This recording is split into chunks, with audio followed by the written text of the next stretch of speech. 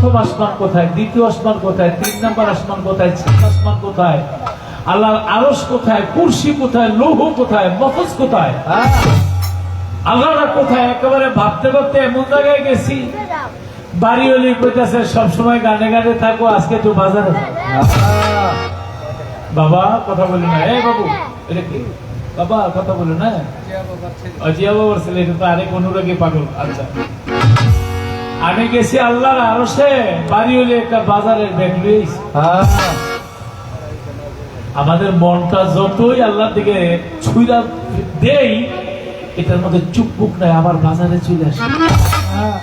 আজকে জিয়া বাবা বছরের পর বছর গরুর সেবা করে, তার বাড়িতে আসে এইভাবে চুপবুক হয়ে একবার যদি লাগতে পারে। আরে আমার একটা গান আছে, একবার ডাকো রে ডাকো রে ডাকো রে ডাকো রে দয়াল বলে আপনি দেহ শুদ্ধ হবে নয়নের জলে, পাপি দেহ শুদ্ধ হবে নয়নের জলে। ডাকো রে দয়াল দয়াল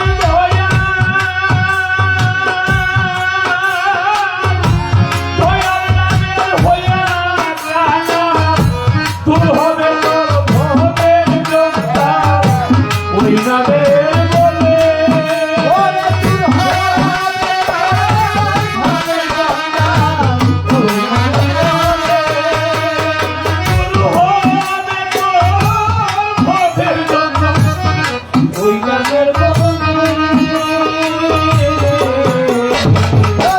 পাপি দেহ শুদ্ধ হবে নয়নের জলে, একবার ডাকো রে ডাকো রে ডাকো রে মন, ডাকো রে মন আমার টিপু সাগরে,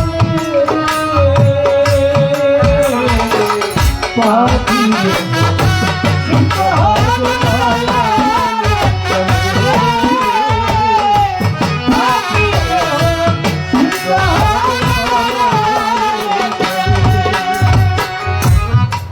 মায়ার শীতল বাধা যাহার হাতে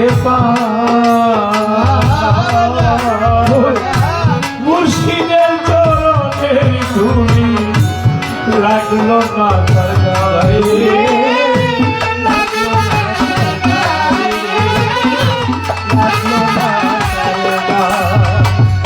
আমার মৌসুমী মামুনি বলে আমি তো গুরুকে স্মরণ করলে পুরো আসে না, হয়তো ছবিটা আসে সিনেমা পাই না, সিনেমা আসলে মরিদ আসে না,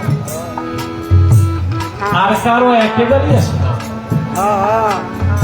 যে বাড়ি চাই একটা বাড়ি করছে, 3টা বাড়ি দরকার, 4টা গাড়ি আছে, আরো 4টা গাড়ির দরকার, আমার 50 বিঘা জমি আছে, আরো 50 বিঘা দরকার।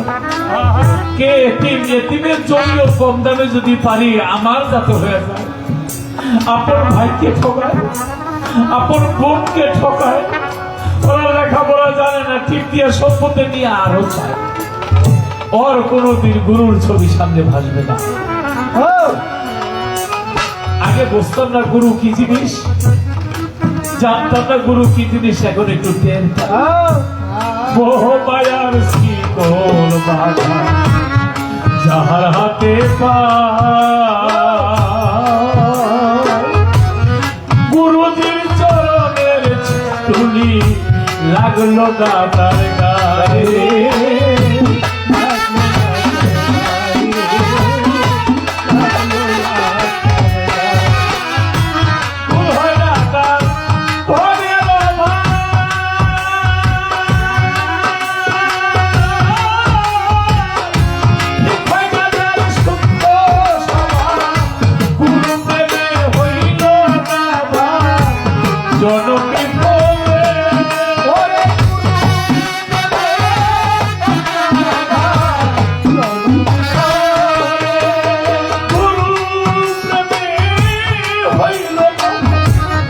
জনম বিফলে পাপি দেহ শুদ্ধ হবে নয়ন জলে। পাপি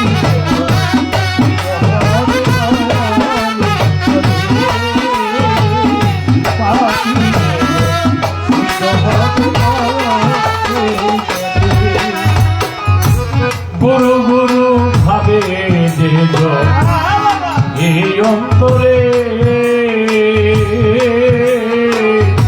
মুশকিলের নির্মূষণ ভাবের ছবি ভাসে অন্তরে।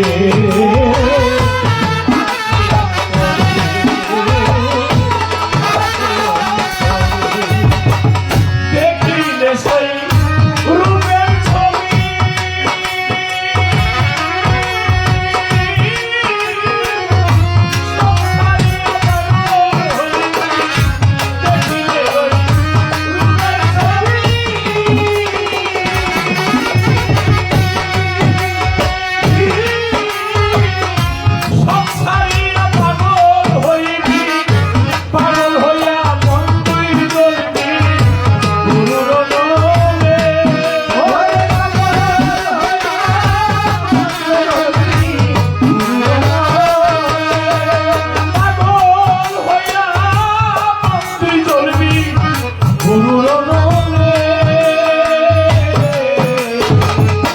পাপি দেহ শুদ্ধ হবে নয়ন জলে।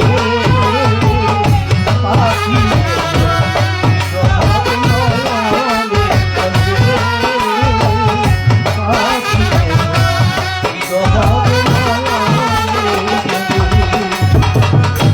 গুরু প্রেমে পুরে যে হইয়াছে তারে আর পুরাবে দুজকে এমন আগুন পাইয়ে।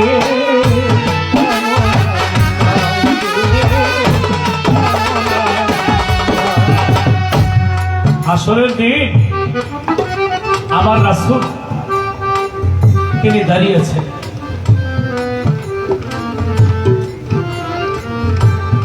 হুঙ্কার আছে দুজকের। আমার নবী বলে আল্লাহ এটা কিসের শব্দ? বলে দুজকের শব্দ। বলে দুজকের শব্দকে বলে আপনার উম্মত বেশি তো দুজক আসতেছে এই উম্মতকে গ্রাস করার জন্য। আমার নবী চোখের পানি ছেড়ে দিয়ে বলে আল্লাহ গো, ওহদের ময়দানে আমার দুইটা দান শহীদ হয়ে গেছিল। দান শহীদ হওয়ার কি যে ব্যথা আপনি জানেন।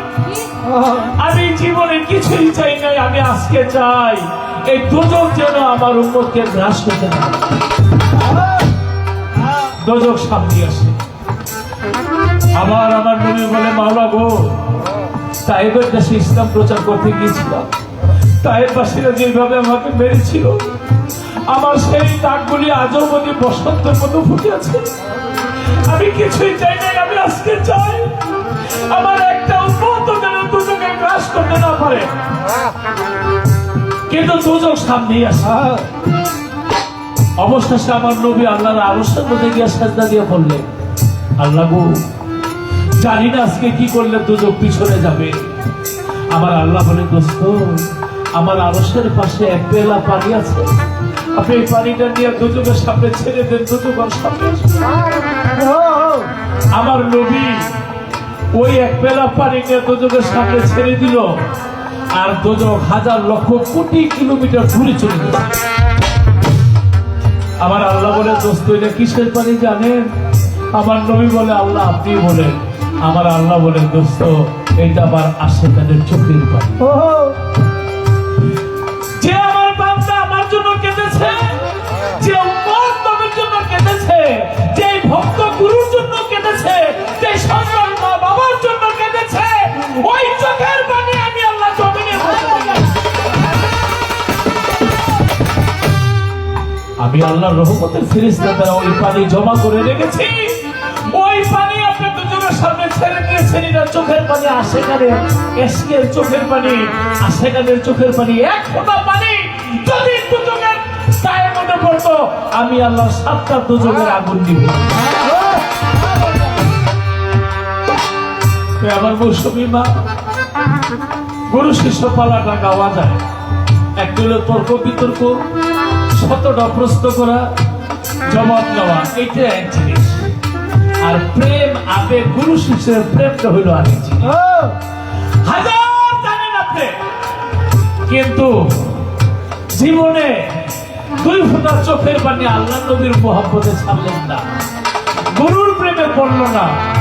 আপনার ওই জানার থেকে না জানা আগুন অনেক বেশি।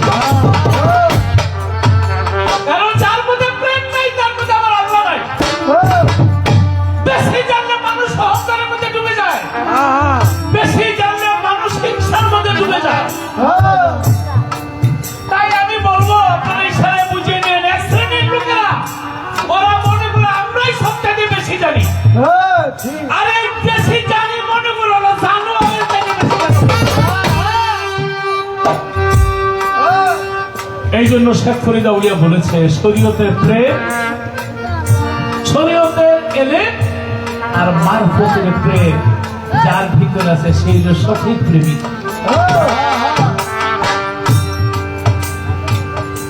মুর্শিদ প্রেমে পুরে পুরে হইয়াছে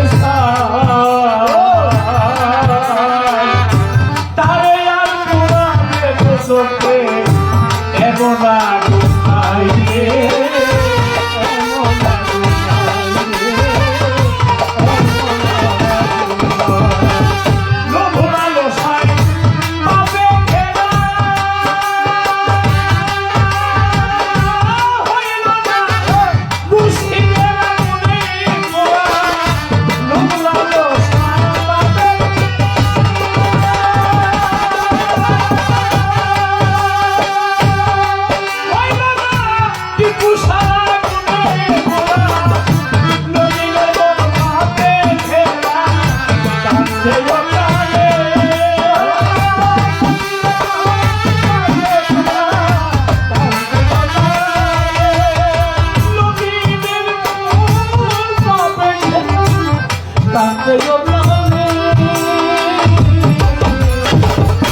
পাপি দেহ শুদ্ধ হবে নয়নের বলে, একবার ডাকো হরে কাঁদো হরে ডাকো হরে কাঁদো হরে নয়নের জলে।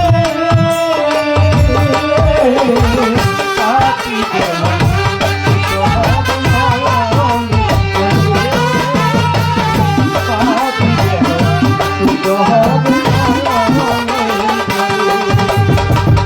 আমার মামনি মৌসুমী অনেকগুলি পয়েন্ট দিয়েছে, অনেক আলোচনা করেছে, কিন্তু আমার কাছে কেন যেন মনে হয় একটা আলোচনায় সবচেয়ে বেশি আমার কলিজের মধ্যে লেগেছে, যে আমি শুধু নাম নিলাম, আমার গুরুরে দেখলাম, আমি খন্নস মুক্ত হইলাম, কিন্তু সব সময় তো আর ধ্যানে থাকতে পারি না। এই যে পারো না, এখানেই বলা হয়েছে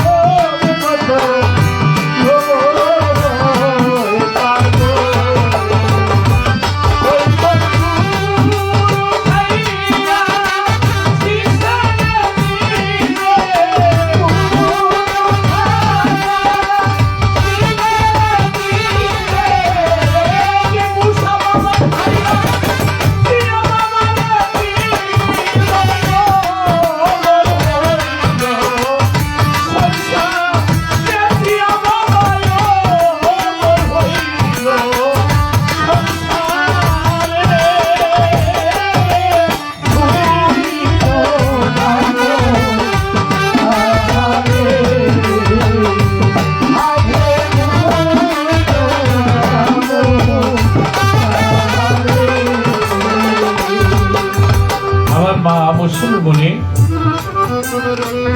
ও গুরু ধরালো। তরিকার লোকের গুরু শিষ্য গান গাওয়া আর বেতরিকার লোকের গুরু শিষ্য গান গাওয়া এক না। তরিকার প্রেমিক যারা ও ভালো তরিকা গুরু বোঝে, তাদের এমন কোন কথা আসবে না যে কথাটা বলতে গেলে তরিকার লাইনটা ছুটে যায়। তরিকার লোকের নামাজ আর বেতরিকার লোকের নামাজ একটা। তরিকার লোকের নিয়ত এবং সেজদার রুকু আর বেতরিকার লোকের সেজদার রুকু একটা।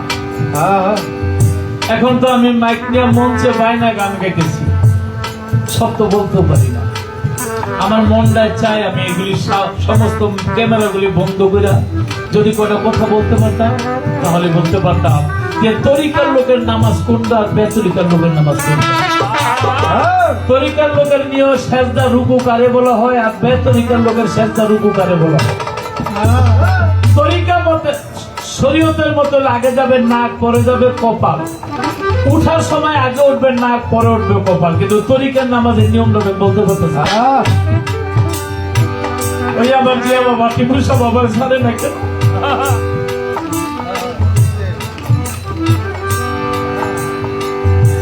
কেউ আল্লাহরে দেখছেন? দেখছেন? দেখতে চান? দেখতে মনে চায় না? এখানে তো গুরু ধরা লোক বেশি। আপনারা দেখেন তাকে কিরূপ নেশায় নিরঞ্জনের যে জানে তো সেই জানে। ওই রূপ কিরূপ কই কেমনের সব মনের মনে একটা হল।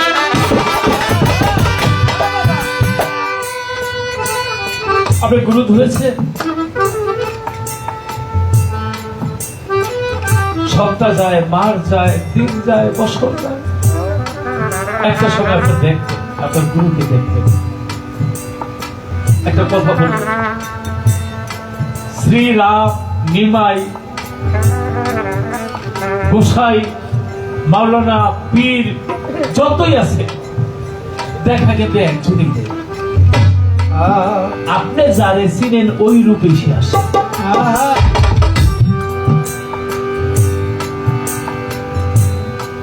দয়াল নাম যা হৃদয় রে ভোরা,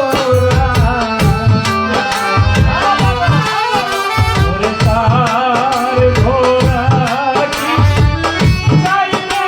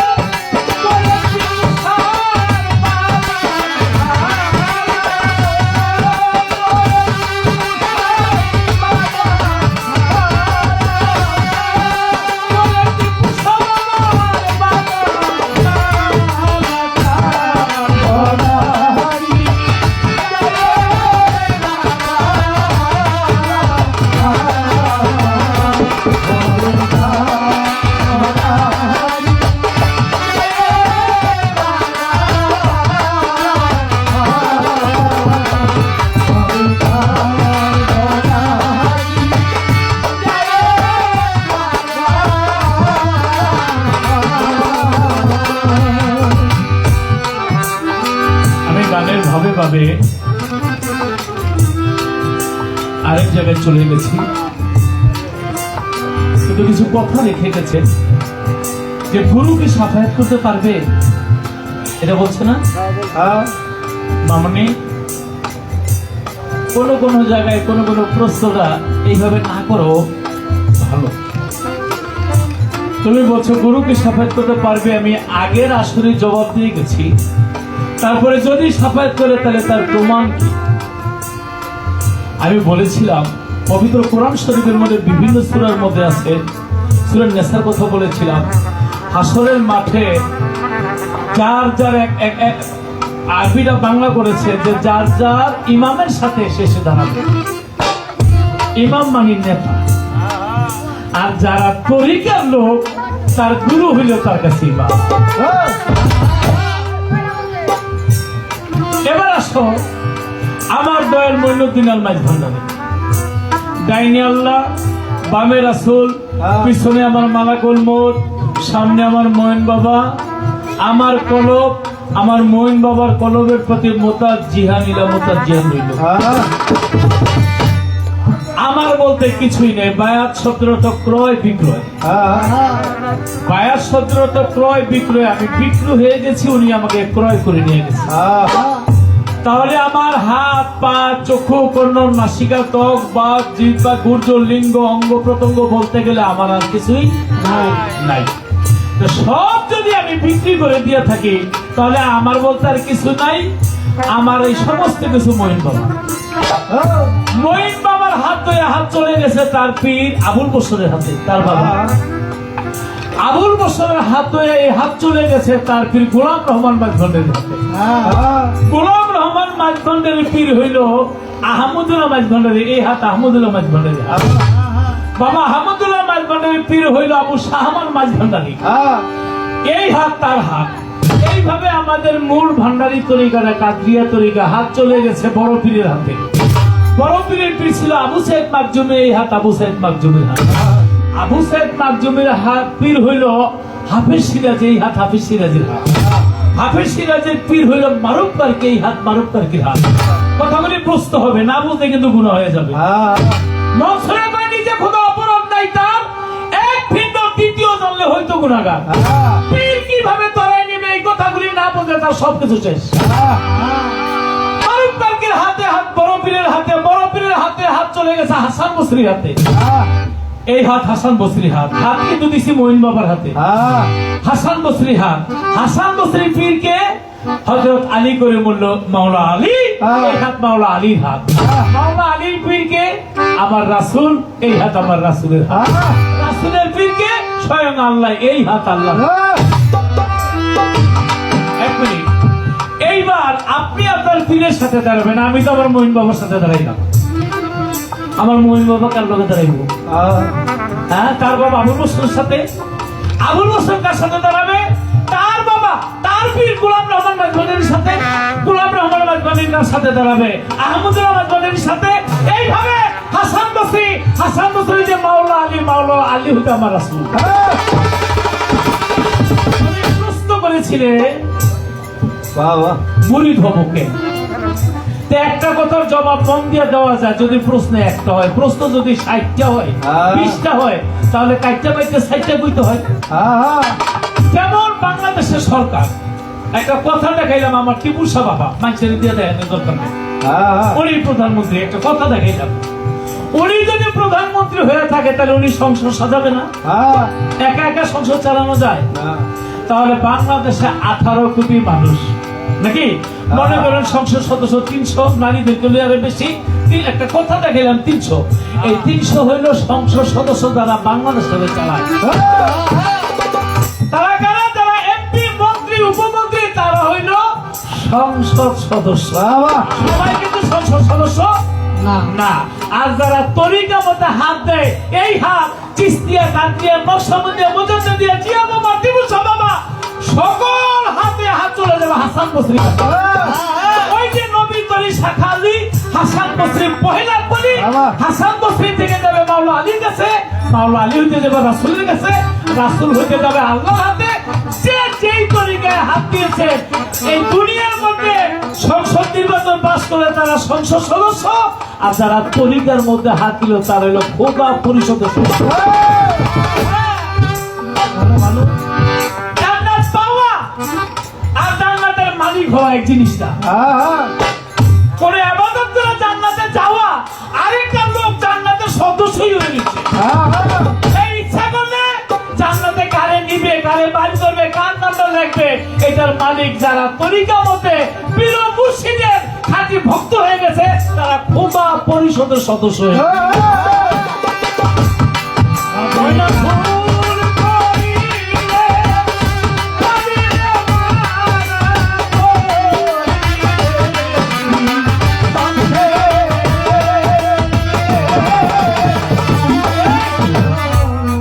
তোমার সারা গানের একটা জবাব দেবো। উল্টা গান আগে পড়ছি, এখন নিজেও কিছু লেখি, লেখতে যা বলতাম লেখলে লেখকের ভাবে। বাংলা নারী ছেলে মরে কইছে না, পড়াই 3 দিন আগে, বাবাই 3 দিন পরে, যত প্রশ্ন জবাব একটা দিয়ে দিয়ে বাংলা নারী যার সন্তানই হয় না। বলতাম না আমি যেভাবে চলে গেছিলাম এই কথাগুলিতে হাত দিতাম না। আবার কে কো আছে লতিফ ভাইয়ের কাছে জবাবটা পাইলাম না। আসলে বাংলা নারী কাকে বলে? গুরুর জিব্বার লিঙ্গ হতে, ভক্তের কর্ণ ঝুলিতে, এখানে ওই নারীর কথা বলা হয়নি। গুরুর জিব্বার লিঙ্গ হতে, ভক্তের কর্ণ ঝুলিতে সহবত করিতে হবে তাহাদিসের উপর। গুরুর জিব্বার লিঙ্গ হতে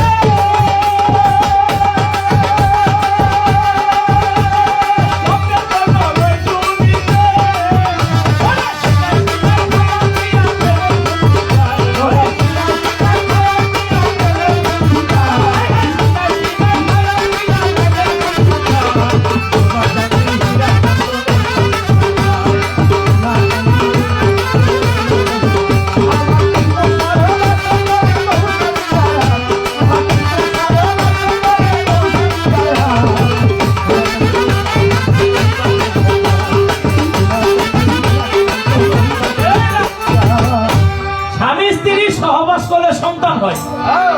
আবার গুরু শিষ্য, ওই যে গুরুর জিব্বার লিঙ্গ ভক্তের কর্ণ ঝুলি, এখানে কিন্তু সন্তান হয়। কোন সন্তান হবে রে তোর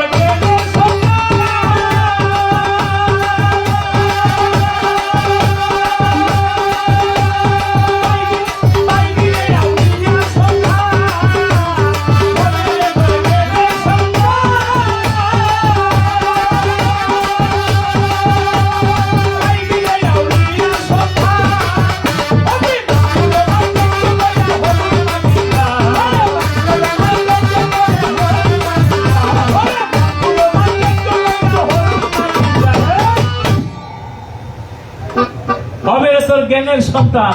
এই যে আমার টিপু শাহ বাবা, জিয়া বাবারে, যেমন আমার এই আবু সাইদ সাহেব, সেও জন্ম দিছে, সে হইল জন্মদাতা, জিয়া বাবা তার জন্মদাতা সন্তান, আর টিপু শাহ বাবার জিয়া বাবা হইল রুহানিয়া সন্তান, তাই না?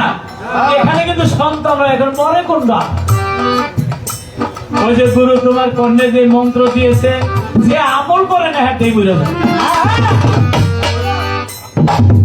গুরু কইছে নানকান দিয়া, ওই আর হৃদয়ের মধ্যে রাখে নাই। গুরু যে কি কইছে রাস্তায় জিগায়, গুরু ভাই গুরু কি করলি কি শোনস নাই, কি জানি খেয়ালি করি। ওই যে গুরু বীজ মন্ত্র দিছে, ওর সন্তানই মারা যায়।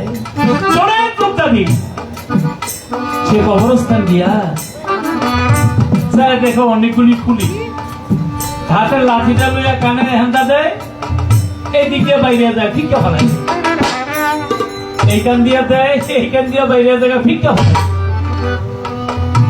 আরেকটা খুলি এইখান দিয়ে দিছে, আর বাইরে না। এই খুলিটারে চুম্বন করে মাটি মঞ্জুর করছে। ভক্তরা বলে, বাবা যে খুলিগুলি ফালাই দিলেন ওগুলি কি? আর যেটা মাটি মঞ্জুর করে নিয়ে থাকি, ওই খুলিগুলি যারা গুরুর কথা শোনে নেই, মা বাবার কথা শুনছে, কিন্তু কলিজার মধ্যে হৃদয়ের ওরা দুজনে জলদস্তর খুলিগুলি ফেলে দিলাম। আর যে গুরুর বাক্যর কানে শুই না, অন্তরের মধ্যে বিশ্বাস করছে, ওই খুলিটা জান্নাতের মধ্যে ওরা আমি চুম্বন করে মাটি মধ্যে। তাই ওই যে গুরু বান্দা নারী বান্দা মানে ওর যে জ্ঞান সন্তান গুরু যে বাক্য দিছে বীজ মন্ত্র দিছে ওর হৃদয়ের মধ্যে প্রবেশ করে নাই ওই গুরুর বীজ মন্ত্র ওই ব্যক্তি বান্দা নারী ওরই সন্তান মরে জ্ঞান সন্তান হয় নাই যেই সন্তানে আছে ওর জীবনে সার হয় নাই অর্থের কারণে সেখানেই কবি বলেছে বান্দা নারী জেলি মতো আর যে হৃদয়ের মধ্যে প্রবেশ করেছে গুরু বাক্য জীবনে একবার শেখ ফরিদ আউলিয়া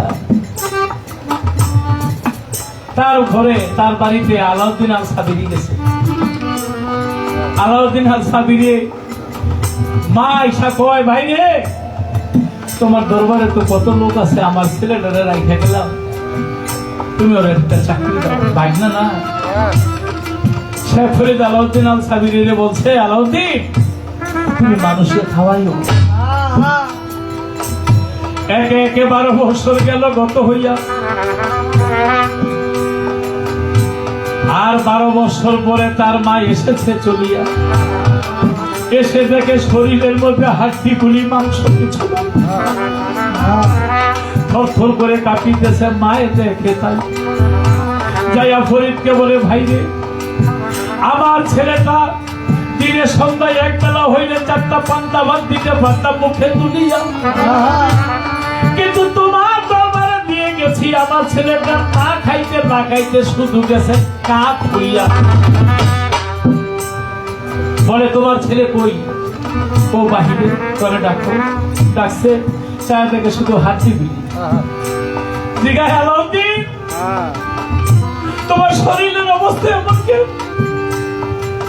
তুমি তোমার ভাগিনা আমি তো তোমার খাদেম বানিয়ে দিয়েছি খাদেম সে যার কাছে সমস্ত খাবার থাকে তুমি 3 বারের জায়গায় 6 বার খাইলে তো তোমাকে কেউ নিষেধ করবে না তুমি তোমার ভাগিনা তুমি খাদ্যের মালিক তুমি কি খাও নাই তুমি শুধাইছো কেন বলে বাবা গো আমারে তো খাওয়াইতে বলছে খাইতে তো বলেন তাই আমি মানুষকে খাওয়াইছি আমার গুরুর বাক্য রক্ষা করতে গিয়া 12 বছর হয়ে গেছে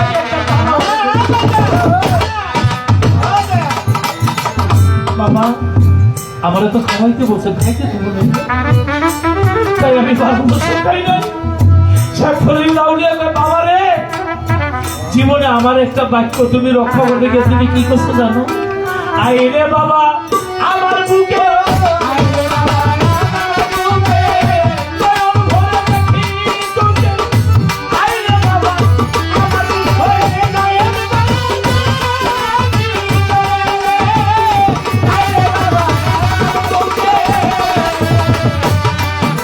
যার ঘরে মেয়ে আছে যুবতী মাইয়া মা বাবা খায় ভাত হয়ে যায় শালি মাইয়াটারে যাতে উপযুক্ত একটা ছেলের হাতে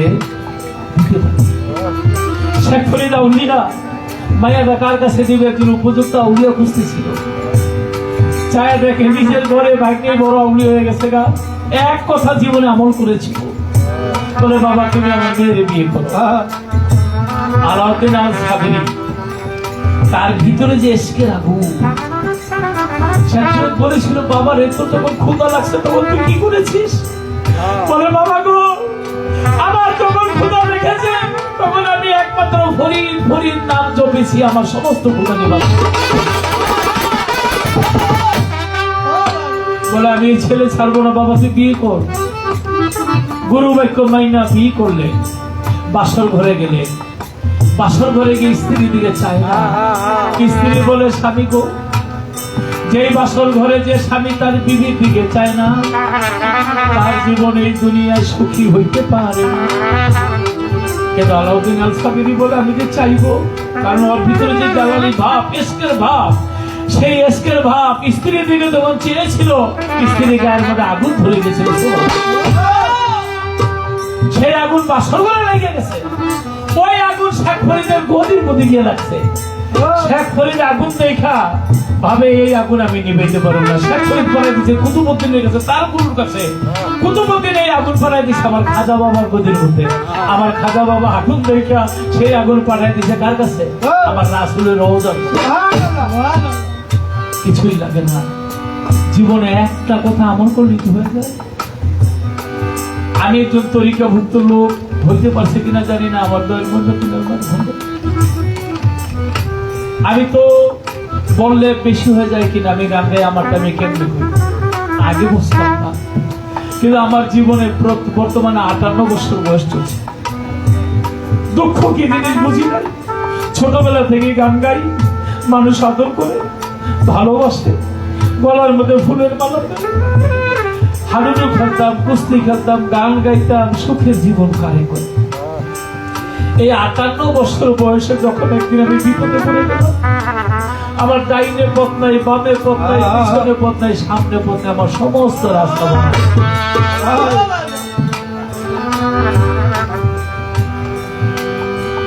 আমার ইহকাল পরকাল সব বন্ধ হয়ে গেল। আমি কি করব? আমি আমার দয়ালকে স্মরণ করি। আমার বাবা বিভিন্ন রূপে আমার কাছে এসেছিল, আমি চিনি, কখনো পাগল রূপে, কখনো জ্বর নিয়া,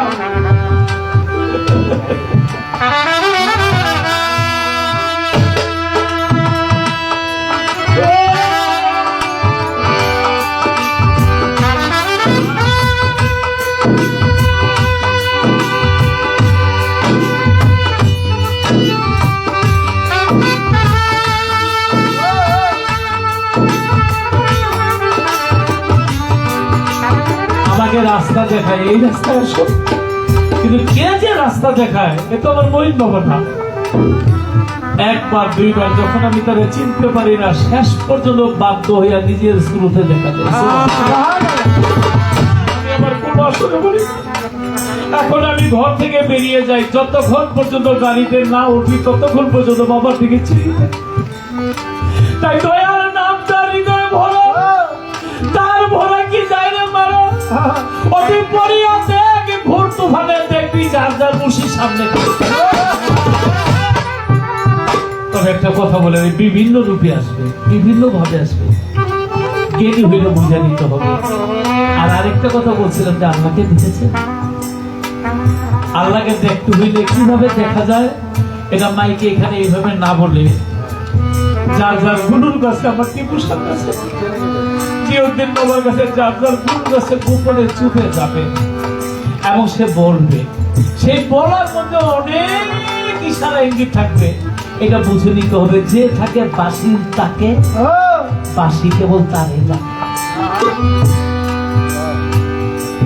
সমস্ত পৃথিবীতে যত বলেন এক চিনি, লক্ষ কোটির মঞ্চকে চলে তারা চিনি নিতে হবে, তাকে বুঝে নিতে হবে।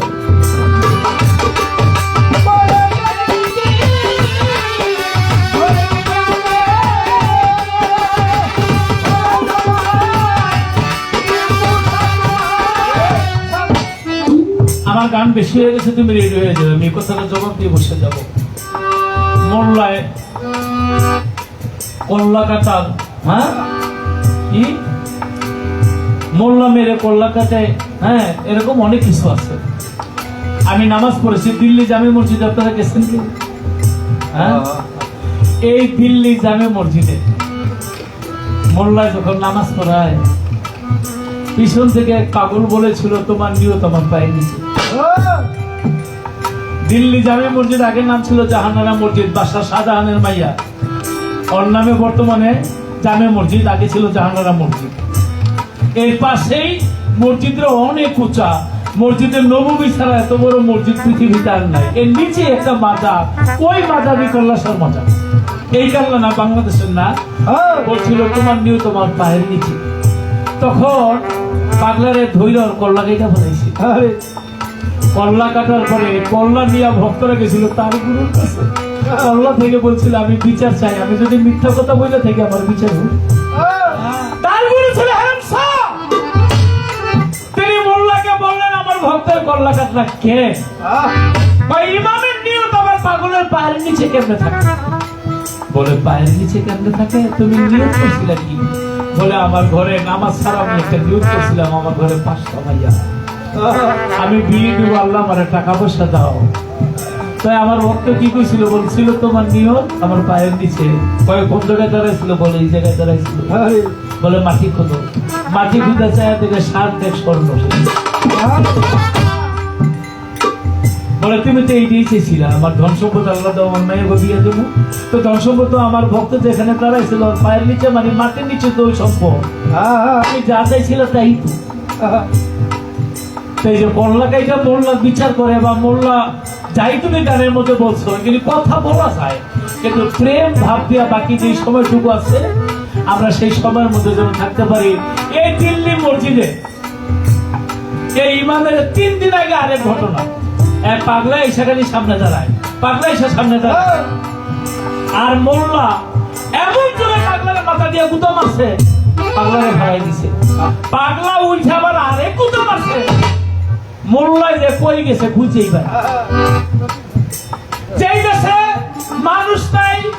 ওই আমি যেমন আমেরিকা গেছি, আমি আমেরিকা শহরটা চিনি, লন্ডন গেছি লন্ডনের শহর চিনি, সিঙ্গাপুর গেছি সিঙ্গাপুরের শহরটা চিনি, সৌদি আরব গেছি সৌদি আরবের শহরটা চিনি, বাংলাদেশে জন্ম বাংলাদেশের শহরটা আমি চিনি না। কিন্তু ওই মোল্লা এমন এক দেশে গেছে এটা কিছুই চিনি না।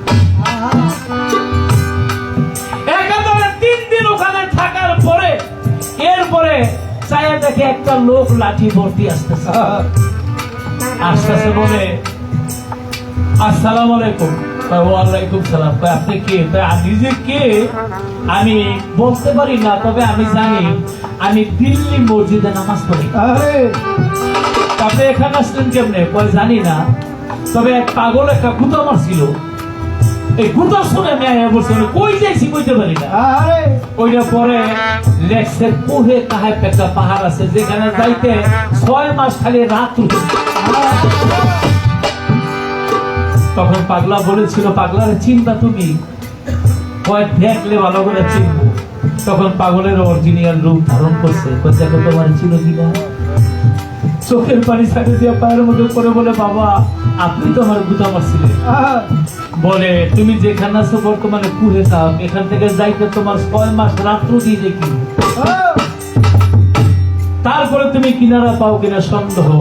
বলে আমাকে গুঁতো মারছি, তোমাকে গুঁতো মারছিলাম এই জন্য তোমার নামাজ হয় না, তোমার নামাজের সূরা ঠিক মতন হয় না, এই জন্য আমি তোমাকে হুঁশিয়ার করছিলাম। অবশেষে ওই পাগল বলে চোখটা বন্ধ করো, চোখটা বন্ধ করার সাথে সাথে তারা দিল্লি মসজিদে। তবে গুরু যদি ইচ্ছা করে শিষ্যরে সবই করাইতে পারে। মা মৌসুমী গুরুকে কখনো প্রশ্ন কইরা আমি অনেকবার চেষ্টা করছি মহিন বাবারে প্রশ্ন করুম, আমি গাঙ্গের গয়তি মানুষ না, কিন্তু আমি যতদিন ধরে দেখেছি একটা প্রশ্ন করার সাহস আমি তারে পাই না। কারণ আমি সিঙ্গাপুর গেছি, বাবারে গান শোনানোর আগে আমার কিছু টাকা ওখানে সব মার্কেট করা শেষ, বাড়িতে চলে আসবো টিকিট তো করা। হঠাৎ করে শুনলাম মহিন বাবা এসে আমার সেখানকার ভাইয়ের বাড়িতে সিঙ্গাপুর। তা আমার পকেটের মধ্যে অল্প কিছু টাকা ভাঙতি খুচরা পয়সা ছিল, ভোট করে নিয়ে বাবার হাতের মধ্যে দিলাম। বাবার কাছে মার্কেট করে টাকা পয়সা শেষ করে বলেছে না আবার আমার দেন কেন। আমি যে মার্কেট করে টাকা শেষ করে বলেছি সে জানে যারা কাদের গুরু হাজার লক্ষ কোটি প্রশ্নের জবাব দিতে পারে, কিন্তু চোখের জলা হৃদয়ের প্রাণ সেগুলি কি মন্ত্র আছে প্রাণের কাছে? তোমার টিপু সাথে টেনে আনো তোমার হৃদয়ের কাছে। কোন ভক্ত যদি গুরুকে বিশ্বাস করে মনে প্রাণে তার চরণে ভক্তি দিয়া এই দেহটাকে মুক্ত করতে পারে, সেই ইহকালে ধন্য পরকালে ধন্য।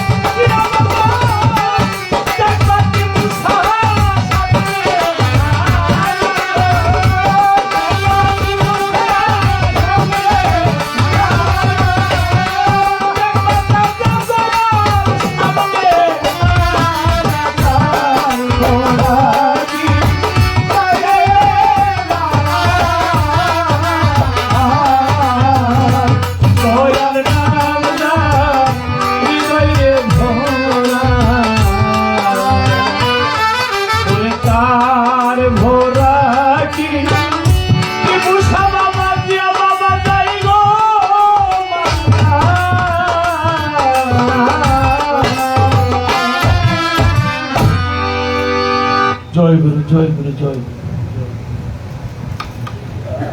চমৎকার। আমরা প্রত্যেকে ভাবের দেশে আছি। যাক, সে দরদি তার গান শুনে আমার মায়ের যাক সামনে বসে আমার রুকসানা ম্যাডাম শিল্পীকে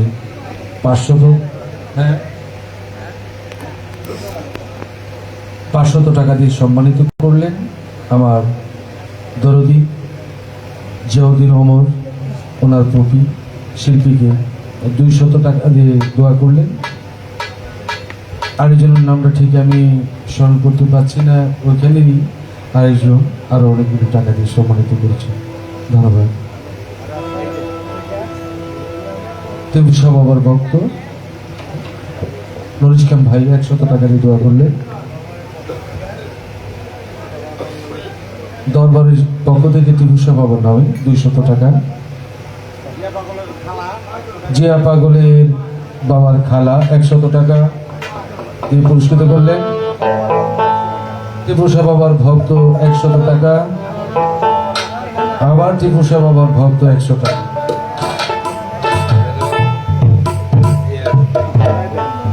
আবার জিয়া বাবার মা আমার দাদু সেদিকে আরো 100 টাকা দিয়ে দোয়া করলেন। আবু সাইদ আমার জিয়া বাবার জন্মদাতা, উনিও আরো 100 টাকা দিয়ে দোয়া করলেন। একটু আসতে বাবু, আমি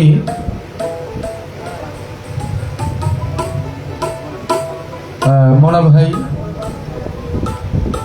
জিয়া চিকিৎসা বাবার ভক্ত, উনি আরো 200 টাকা দিয়ে দোয়া করলেন শিল্পীকে। তো আমি একটি কথা বলতে চাই, আমি এই সরকারের সাথে পরিচয় প্রায় 30 বছর, নাকি সরকার আরো অধিক হতে পারে, 3 যুগের বেশি।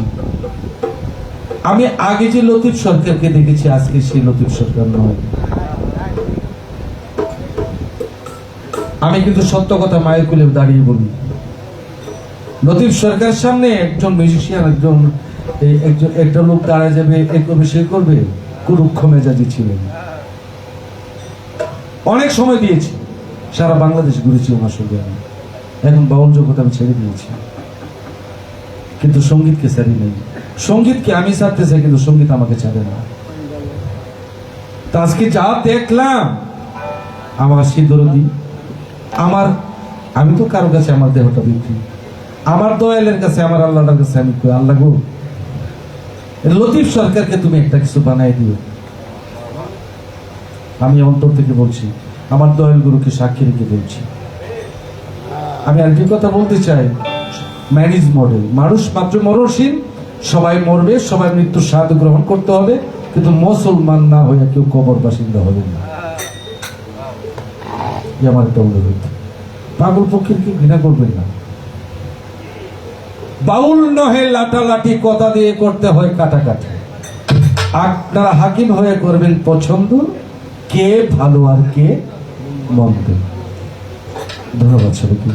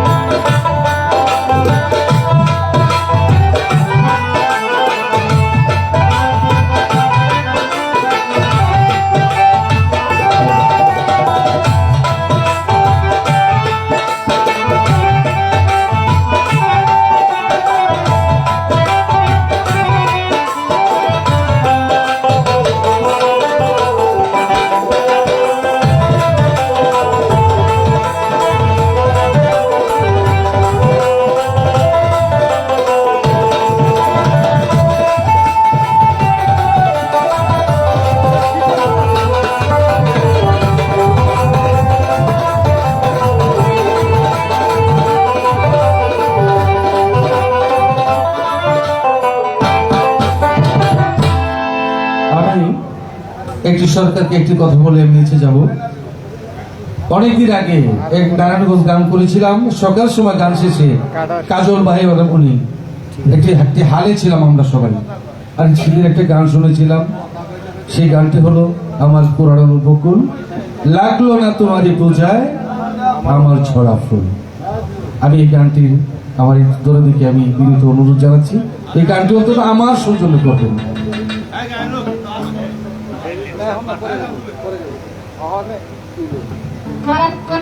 কথা কম কইয়া হালকার উপরে ঝাপসা দিয়া, আচ্ছা গুরু কি প্রেম জিনিস, আজকে কিন্তু আমরা কিন্তু এই খুরাকটা পাই নাই। প্রকৃত যে একটা খুরাক, গুরু বস্তু, এই খুরাকটা আপনারা কিন্তু আমার কখনো দিতে পারেন নাই। বড় বয়াতে আনছি কিন্তু এই খুরাকটা পাইলাম না। আমি একা না, অনেক দর্শক এই কথাটা বলছে।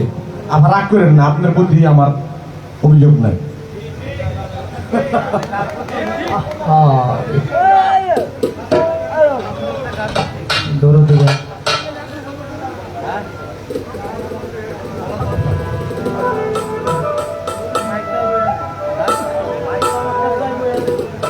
হ্যালো, হ্যাঁ,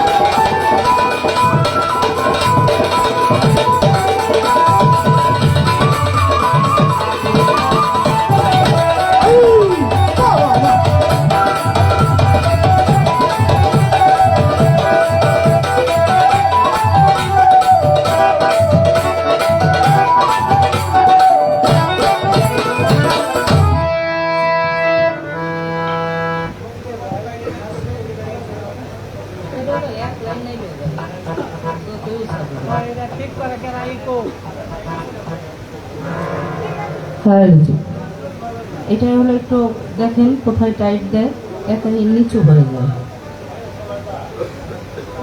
মাপটা ঠিক একটু টাইট দিয়ে দেন।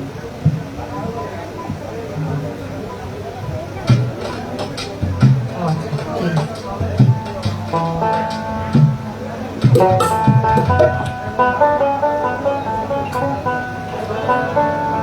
অতি উত্তম ভাবে দয়াল গুরুজি প্রশ্নের জবাব এবং কিছু গান আমাদেরকে উপহার দিলেন, সুন্দর সুন্দর আলোচনা করলেন। আমরা একটু নীরব হয়ে যাই। এই যে আমার ভাইরা, রিপন ভাই, আপনার ডান পাশের ভাই।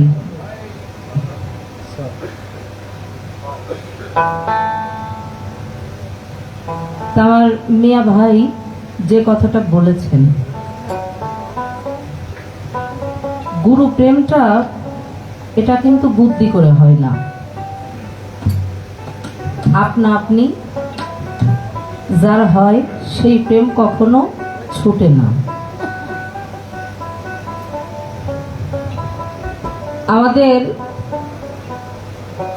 মানিকগঞ্জ, টাঙ্গাইল আর আমাদের এই যে নবীনগর, সাভার, এসব দিকের মানুষগুলো গুরুপ্রেমিক। হৃদয় থেকে শ্রদ্ধা জানাই আমি।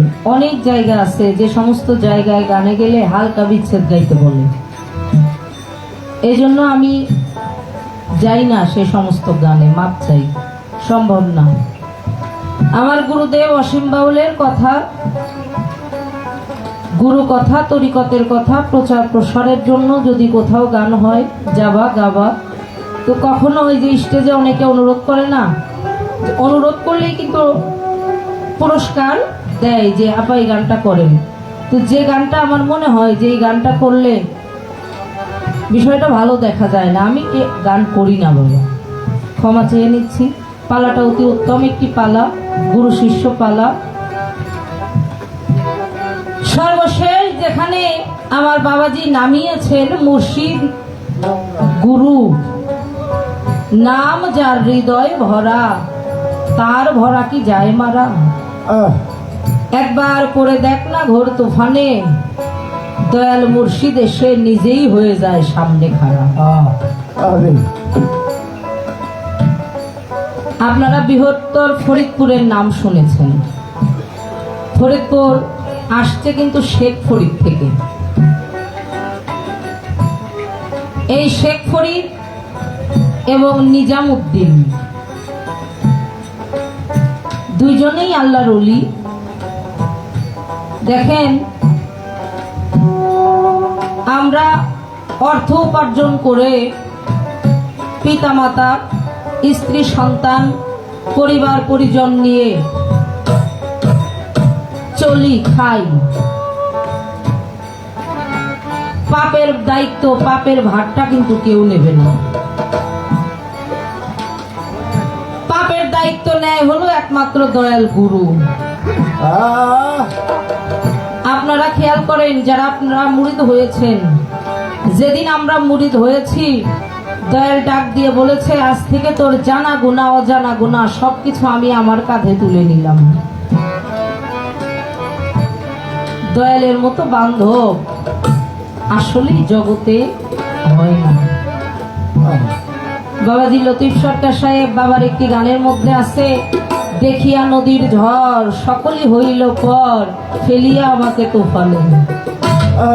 কোথায় আছো দয়াল, ডাকে এই কাঙ্গাল, করাইয়া নাও ঘোর নিদানে। আজ আমার বান্ধব কেহ নাই, দয়াল গুরু তুমি বিহনে। আমি আর প্রশ্নবোধক গান করব না, আর প্রশ্নবোধক গান করলে আমার বাবা জানের জবাব দেওয়ার সেই সময়টা থাকবে না। আমি পালা থেকেই প্রশ্নবোধক গান নয়, ছোট একটা গান করে বিচ্ছেদের দিকে যাব, যদি মালিকের দয়া হয়।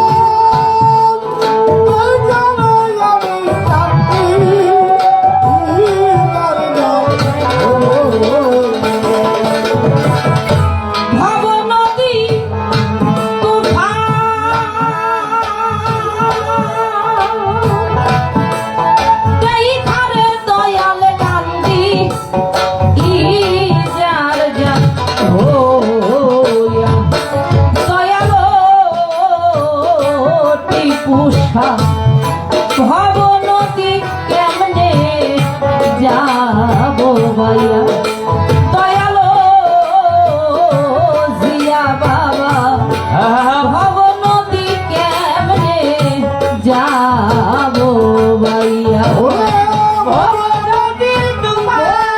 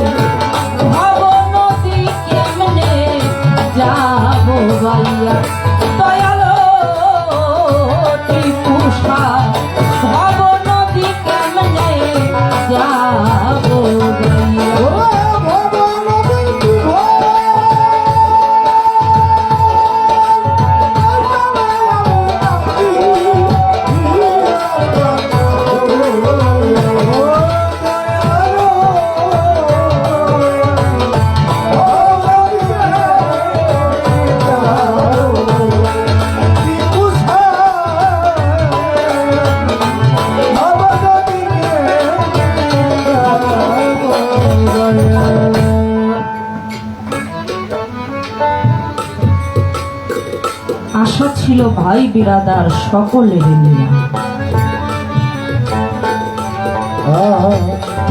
সাথী হয়েছে, হয় না।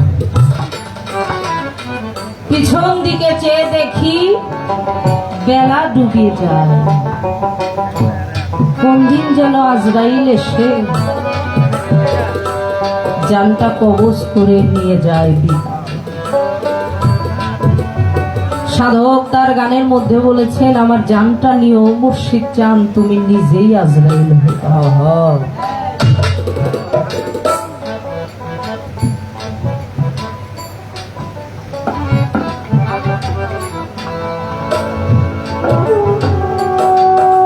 আমার মানব জীবনের কোনো সার্থকতা নাই বাবা। আমার এই 31 বছর বয়স, আমি না পেরেছি আমার মা বাবার সেবা করতে, খেদমত করতে, না পেরেছি আমার গুরুর খেদমত করতে।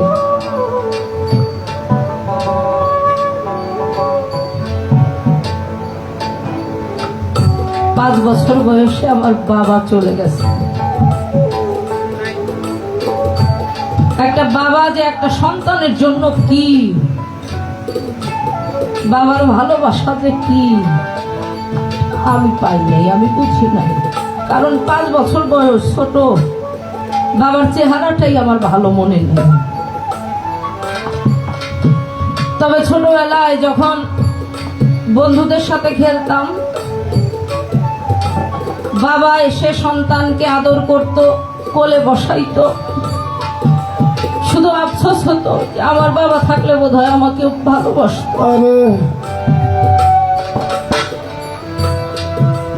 প্রথম গুরু হলো যার যার পিতা এবং মাতা। মা বাবাকে যারা ভালো না বাসে, শত শত ইবাদত করলে কবুল হবে না।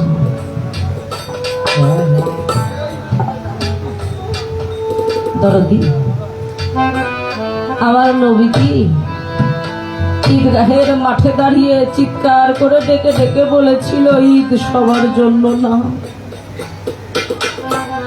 সাহাবা প্রশ্ন করে, হুজুর আমরা মুসলমান, আমাদের জন্যই তো ঈদ।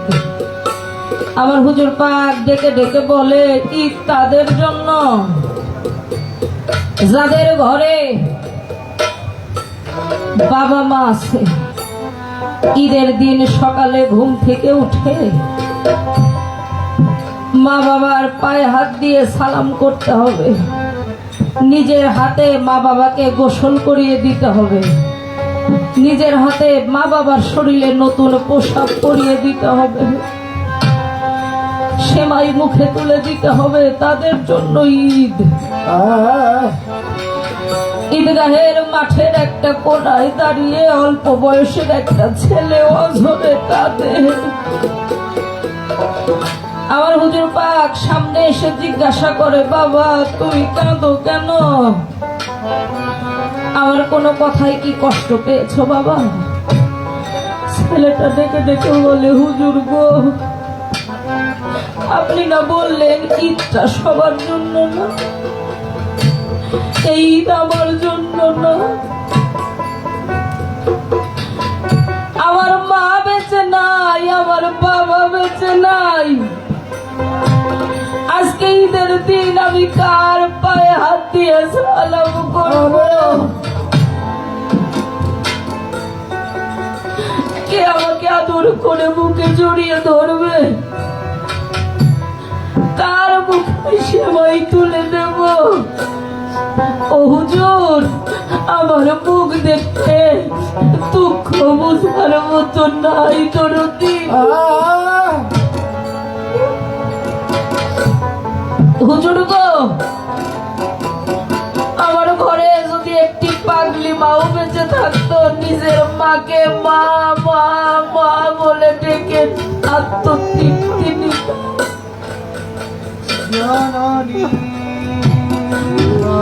যদি একটা পাগল বাবাও বেঁচে থাকতো, নিজের পাগল বাবাটাকেও একটু বাবা বাবা বলে ডাকতাম। আমার মা নাই, আমার বাবা নাই, কেউ নাই।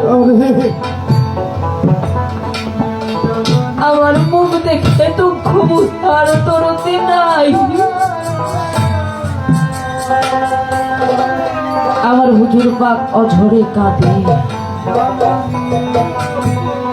ছেলেটা প্রশ্ন করে, হুজুর আপনি কাঁদেন কেন?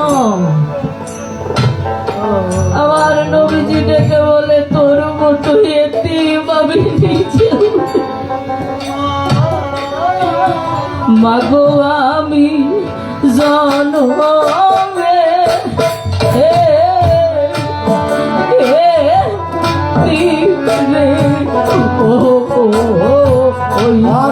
আমি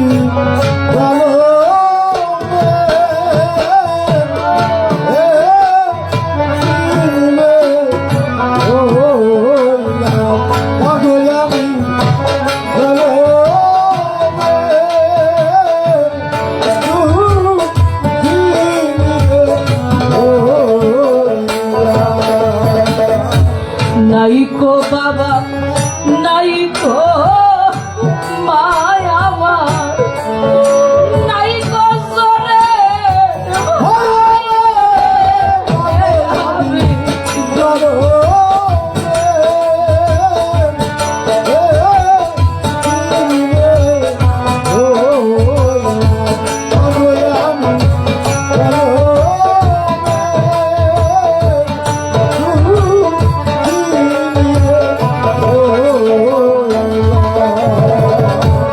মারা কত মধুরটা করে ভাইজা মাহারায়া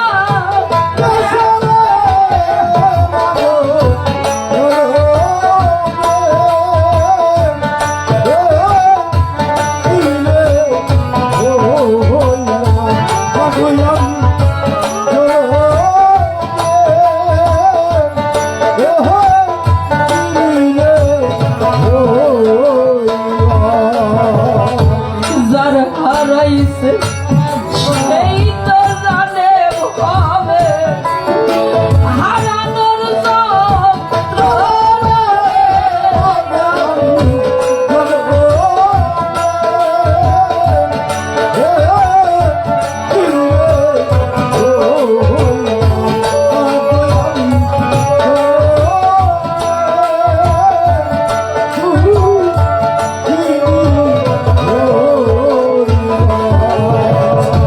কত মানুষ সামনে দেখি আমার, আমার অসীম জানি কোথায় আমি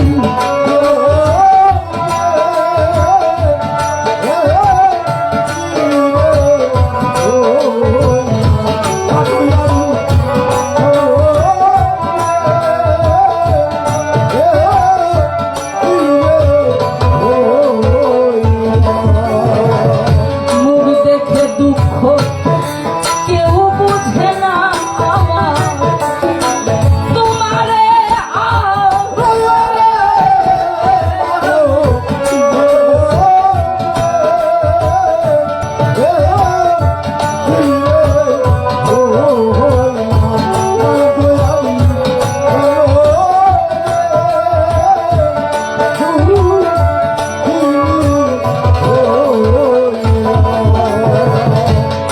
কেউ রইল না রে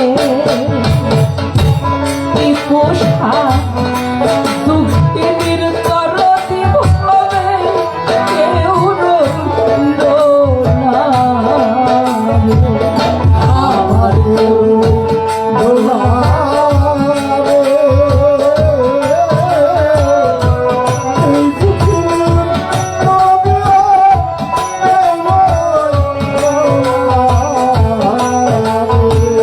Oh